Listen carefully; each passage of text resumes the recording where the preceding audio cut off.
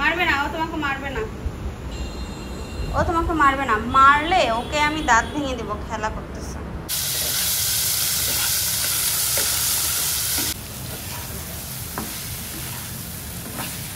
এটা আমার একটা ইনডোর প্ল্যান্ট, এটাকে বলে হচ্ছে লাকি ব্যাম্বো। হ্যালো এভরিওয়ান, আসসালামু আলাইকুম সবাইকে। কেমন আছেন সবাই? আশা করছি সবাই ভালো আছেন অ্যান্ড আলহামদুলিল্লাহ আমরাও সবাই অনেক অনেক ভালো আছি। আজকের ভিডিওটা নিয়ে চলে আসলাম। আজকে আমি দেখতেই পাচ্ছেন চিংড়ি মাছ কাটছি। এখানে আমি চিংড়ি মাছটা প্রসেস করে নিচ্ছি রান্না করব বলে। এবার আপনাদের সাথে একটা ব্যাপার শেয়ার করি, আমি আসলে রান্না বান্নায় খুব একটা পারদর্শী কখনোই ছিলাম না। এখন মোটামুটি রান্না করতে করতে হাতের একটা প্র্যাকটিস হয়ে গিয়েছে। আমি আসলে রান্না করা শিখেছি আমার শাশুড়ি আম্মার কাছ থেকে। এই যে চিংড়ি মাছ আমি এত সুন্দর করে ক্লিন করছি না, এই ব্যাপারগুলোও আমি শিখেছি আমার শাশুড়ি আম্মার কাছ থেকে। আমি তো বিয়ের আগে কখনোই ওইভাবে রান্নাবান্নার কাছে কখনোই যেতাম না, আসলে আমার ইচ্ছাই করতো না।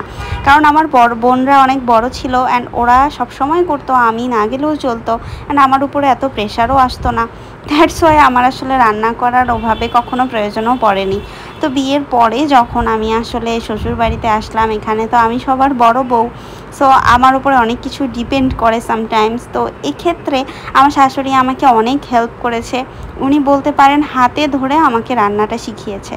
এই কারণে আমার রান্নার সব কিছু মূলত ওনার মতো একটা ব্যাপার, মানে ওনার একটা আভা এসে যায়। আপনারা হয়তো আমার বিগত ভিডিওগুলোতে এটাও জেনেছেন, এই বছরের রোজার ঈদের মধ্যে আমার শাশুড়ি আম্মা মারা গিয়েছেন। সবাই ওনার জন্য একটু দোয়া করবেন। আর আসলে রান্নাঘরে বাসা সব কিছুতে ওনার স্মৃতি জড়িয়ে, তাই রান্নাঘরে আসলেই ওনার কথা অনেক বেশি মনে পড়ে।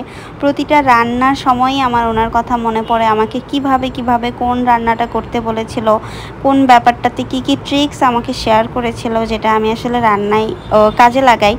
যদিও আমি এখনও খুব ভালো রান্নার জন্য একদম পারফেক্ট হয়ে যায়নি, বাট ফাইন, আমি ওনার মতো করেই রান্না করার ট্রাই করি অ্যান্ড এটাই আর কি হয়। চিংড়ির একটা গল্প শেয়ার করি। সেদিন অনেকগুলো চিংড়ি আনা হয়েছিল, ওই চিংড়ি থেকে আমি কিছু চিংড়ি উঠিয়ে রেখেছিলাম, সেটা আজকে কাজে লেগে গেল, মাসের শেষ। তো আমি একটু রসুন পেস্ট করে নিয়েছি, পাটায় বেটে। রসুন ছিল না একদমই, আর কি পেস্ট ছিল না, তো অল্প কিছু রসুন আমি পাটায় বেটে নিলাম। ব্লেন্ডারে আর দিলাম না, যেহেতু পরিমাণে খুবই কম ছিল। এখানে আমি কিছু নিয়েছি হলুদ গুঁড়া আর একটু লবণ দিয়ে আমি মিক্সড করে নিয়েছি, চামচ দিয়ে মিক্সড করেছি যাতে আঙুলে আসলে লেগে না যায়। হলুদের ব্যাপারটা কি হয়, হলুদ দিয়ে যখন আমরা কোনো কিছু মিক্সড করি তখন না আঙুলের মধ্যে যে লেগে যায় ওইটা আর ফেরত আসে না। এই কারণে আমি আসলে হলুদটা দেওয়ার সময়, যে কোনো কিছুতে হলুদটা দেওয়ার সময় একটু স্পুন ইউজ করার চেষ্টা করি। সামটাইমস হয় না, অনেক কিছুতেই আসলে হলুদের হাত দিয়ে মিক্সড করতে হয়, বাট তারপরও যতটুকু করা যায় আমি ততটুকুই আসলে হাত দিয়ে করাটাকে অ্যাভয়েড করি। কারণ হলুদের দাগটা 2-1 দিন থেকে যায়, যদিও উঠে যায়, বাট 2-1 দিন থেকে যায়, এই আর কি। তো এখানে আমি একটা কড়াই নিয়েছি, কড়াইতে তেল গরম করতে দিয়ে দিয়েছি। প্রথমে আমি চিংড়ি মাছগুলোকে ভেজে নিব। চিংড়ি মাছ ভাজলে একটা মজার ব্যাপার হয়, সেটা হচ্ছে কালারটা দুম করে চেঞ্জ হয়ে যায়। চিংড়ি মাছের এই ব্যাপারটা আমার কাছে ভীষণ ভালো লাগে। তেলের মধ্যে দেওয়ার সাথে সাথেই চিংড়ি মাছের কালারটা যে চেঞ্জ হয়ে যায়, ওই কালার ওই ভাজা চিংড়িগুলো খেতেও আমার কাছে অনেক মজা লাগে। আপনারা চিংড়ি মাছ দিয়ে কি কখনো আলু ভাজা খেয়েছেন কিনা আমাকে কমেন্ট করে জানাবেন। আমি চিংড়ি মাছ দিয়ে আলু যেভাবে আমরা রেগুলার ভাজি আর কি, আলু ভাজির মধ্যে চিংড়ি মাছ ছোট ছোট পিস করে কেটে যদি আলু ভাজি করি, সেটা না ভীষণ মজা লাগে। তো আমি এখানে চিংড়ি মাছগুলো ভেজে নিচ্ছি। চিংড়ি মাছগুলো একদম ভালো মতো একটু ফ্রাই করব, কারণ আমি মশলাটা কষানোর পরে চিংড়ি দিয়ে খুব বেশি কষাবো না, জাস্ট কয়েক মিনিট কষানোর পরেই রান্নাটা শুরু করব। এই কারণে চিংড়ি মাছটা হালকা আছে, খুব বেশি হাই ফ্লেমে দেওয়ার দরকার নেই, চুলা হালকা আছে, চিংড়ি মাছগুলোকে ভেজে নিলেই হবে। দেন আমি চিংড়ি মাছগুলো উঠিয়ে নিচ্ছি। তেলটাকে আমি ভীষণ ভয় পাই কোনো কিছু ভাজার ক্ষেত্রে। আমার এই রিসেন্টলি জাস্ট কয়েকদিন আগে খুব সিম্পল জাস্ট ডিম ভাজি করতে গিয়ে আমার হাতটা এত বাজেভাবে পুড়ে গেছে, সেটা আর কি বলবো।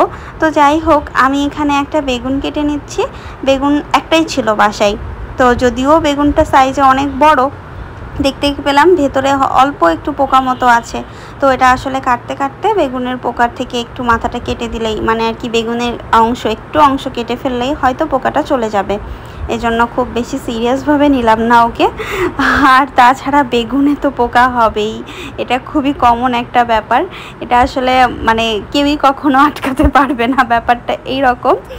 তো যাই হোক, আমার নিয়মিত ব্লগগুলো আপনাদের কেমন লাগছে কমেন্ট করে কিন্তু জানাতে ভুলবেন না। আর যদি ভালো লাগে তাহলে অবশ্যই একটা লাইক এবং কমেন্ট করে আমাকে জানাবেন, ঠিক আছে?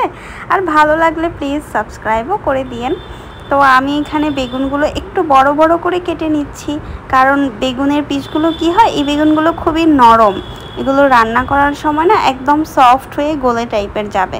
তাই আমি বেগুনের পিসগুলো ইচ্ছা করে একটু বড় করে রাখছিলাম, আর কষানোর সময় এগুলো একদমই ছোট হয়ে যাবে, মানে মিডিয়াম সাইজ হয়ে যাবে, এই আর কি। নর্মাল পানি দিয়ে বেগুনগুলোকে সুন্দর করে ধুয়ে নিলেই হবে। পরবর্তীতে আমি বেগুনগুলো কষানোর সময়, মশলা কষানোর পরে আমি বেগুনগুলো দিয়ে মশলার সাথে কষিয়ে নিব।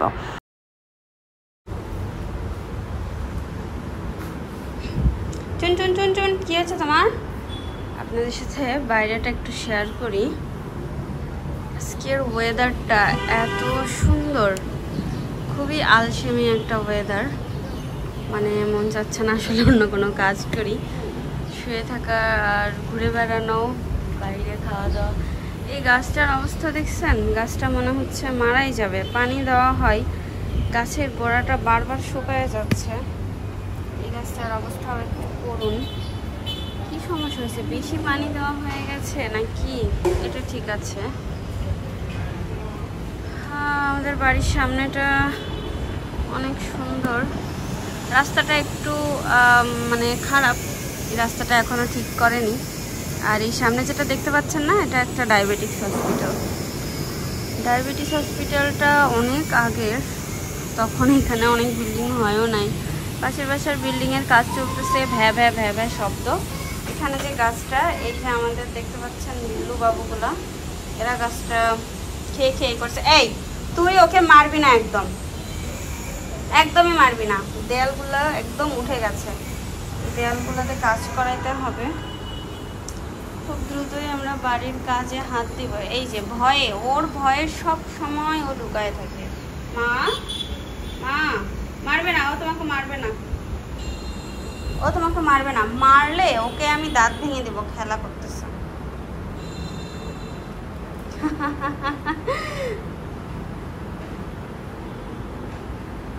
তো চলেন আমি রান্নাটা বসাই। এখানে আমি মশলাগুলো দিয়ে দিয়েছি। প্রথমে আমি পেঁয়াজটা দিয়ে কিছুক্ষণ তেলে পেঁয়াজটাকে একটু সফট করে নিয়েছিলাম, তারপরে আস্তে আস্তে মশলাগুলো দিয়ে দিয়েছি। মশলা বলতে আদা বাটা, রসুন বাটা, মরিচ গুঁড়া, হলুদের গুঁড়া, ধনিয়ার গুঁড়া, আর আমার কাছে জিরা বাটা আছে, জিরা বাটাটা দিয়ে দিয়েছি। দিয়ে আমি মশলাটাকে একটু হালকা একটু পানি দিয়ে খুব সুন্দর করে মশলাটাকে কষিয়ে নেব, যতক্ষণ না পর্যন্ত মশলার চারপাশ থেকে একটা তেল ওঠা ভাব চলে আসছে। অ্যান্ড তারপরে আমি চিংড়িগুলো দিয়ে দিয়েছি। চিংড়িগুলো দিয়ে খুব সুন্দর করে এগুলোকে আরেকটু কষিয়ে নেব, যাতে চিংড়ির মধ্যেও এই সবগুলোর মশলার ফ্লেভারগুলো চলে যায়। এখানে এক্সট্রা কোনো পানি ব্যবহার করার কোনো প্রয়োজন নেই, চিংড়িগুলো জাস্ট একটু কষালেই হবে, আর মশলাগুলো অটোমেটিক আসলে চিংড়ির মধ্যে ভেতরে চলে যাবে। অ্যান্ড চিংড়ি কষানোর মাঝখানেই, মানে যখন পানিটা একদম শুকিয়ে গেছে তেলটা, অ্যান্ড ওপর থেকে চারপাশ থেকে তেলটা বের হয়ে গেছে, তখন আমি বেগুনগুলো দিয়ে দিয়েছি। বেগুনগুলো দিয়ে একটু লং টাইম এটাকে কষালে আসলে বেগুন থেকে যে পানিটা বের হবে এটা দিয়েই বেগুনটা সিদ্ধ হয়ে যাবে। আর একবারে পানি দিলে খুবই ভালো হয়। আমি যেমনটা এখানে একবারেই পানি দিয়ে দিয়েছি, যেটা দিয়ে বেগুনটা এবং চিংড়িটা, এবং পরবর্তীতে যে আমি একটু গ্রেভিটা রেখেছি সব কিছুর জন্য, কারণ পরবর্তীতে পানি ব্যবহার করলে বেগুনের মানে বেগুন তো এমনিতেই নরম, একদম গলে ভর্তা হয়ে যাবে টাইপের।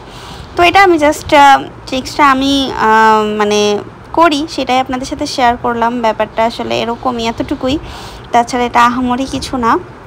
এরপরে আমি এগুলো সুন্দর মতো সিদ্ধ হয়ে গেলে, কষানোর পরে আমি আবারও ঢাকা দিয়ে রেখে দিলাম কিছুক্ষণের জন্য। আর এটা হচ্ছে আমার চিংড়ি বেগুনের ফাইনাল লুক। দেখতে ভীষণ সুন্দর হয়েছে অ্যান্ড খেতেও এত মজা হবে দেখেই বোঝা যাচ্ছে। তো আমার তো আসলে দেখেই মনে হচ্ছে আমি এখনই আগে খেয়ে নিই, ভীষণই খিদা লেগেছে। সো দুপুর যেহেতু অনেকটা গড়িয়ে গেছে আর আমি রান্নাবান্না একদমই শেষ করে ফেলেছি। চুলাটা বন্ধ করে রান্নাঘরে যা যা এলোমেলো ছিল সেগুলো একটু গুছিয়ে রেখে সুন্দর করে সব কিছু ক্লিন মানে রান্নাঘরে রান্না শেষের পরে কাউন্টারটা ক্লিন না করলে আসলে মানে ভালোই লাগে না। এই জিনিসটা আমি সব সময় করি। আর এই যে রান্নাঘরের মধ্যে একটা ছোট্ট একটা কাপড় ঝুলিয়ে দেওয়া, যেটাতে হাত ধোয়া যতই টাওয়াল থাক আমার এইটা থাকতেই হয়। আমি একটা কাপড় কোথাও না কোথাও ঝুলিয়ে রাখি। তো এই আর কি, গরম চুলা যদিও, তারপরও আসলে একটু ক্লিন করে নিলাম। গরম মানে একই হাতে রান্না শেষ করে সাথে সাথেই ক্লিন না করলে একদমই ভাল লাগে না পরবর্তীতে রান্নাঘরে আবার এসে অন্য কোনো কাজ করতে। তো যাই হোক, এই হলো আমার রান্নাঘরের একদম লাস্ট অবস্থা। ভাত রাইস কুকারে দিয়ে দিয়েছি, ওটা অলমোস্ট হয়ে গিয়েছে। এটা আমার একটা ইনডোর প্ল্যান্ট, এটাকে বলে হচ্ছে lucky bamboo. I don't know আমার লাক কতটা ভালো, আল্লাহ মাহবুদ জানে। আপনাদের দোয়াই আলহামদুলিল্লাহ অনেক ভালো আছি। বাট তারপরও মানে লাকি ব্যাম্বোটা রেখেছি। আমার ইনডোর প্ল্যান্ট অনেক ভালো লাগে। আমি আসলে এটা কি উপকার হবে বা কি হবে এটার উদ্দেশ্য না, গাছ আমার ভীষণ ভালো লাগে অ্যান্ড সেটা যদি ইনডোর হয় তাহলে তো আরও ভালো। এটাকে বেশ কয়েকদিন পানি দেওয়া না, যদিও এটাকে খুব বেশি পানি দেওয়ার প্রয়োজন পড়ে না, বাট তারপরও মাঝে মাঝে আমি একটু পানি দিয়ে দিই। আপনাদের সাথে আমি আরও একটা আপডেট শেয়ার করেছিলাম আমার বাহিরের ইনডোরটা। তো আজকে বাহিরের ইনডোরটা আলহামদুলিল্লাহ বেঁচে গেছে, ওটা একদমই মারা যাচ্ছিল। আর ভেতরের ইনডোরটা একদম শুরু থেকেই আমি এতটুকু সাইজের নিয়ে এসেছিলাম, সেটা এখন এত বড় হয়ে গেছে, আরও বড় হবে। বাহিরে এত সুন্দর বাতাস, যে বাতাসে আমার গাছে এসে পড়ছে এই কার্টেনটা।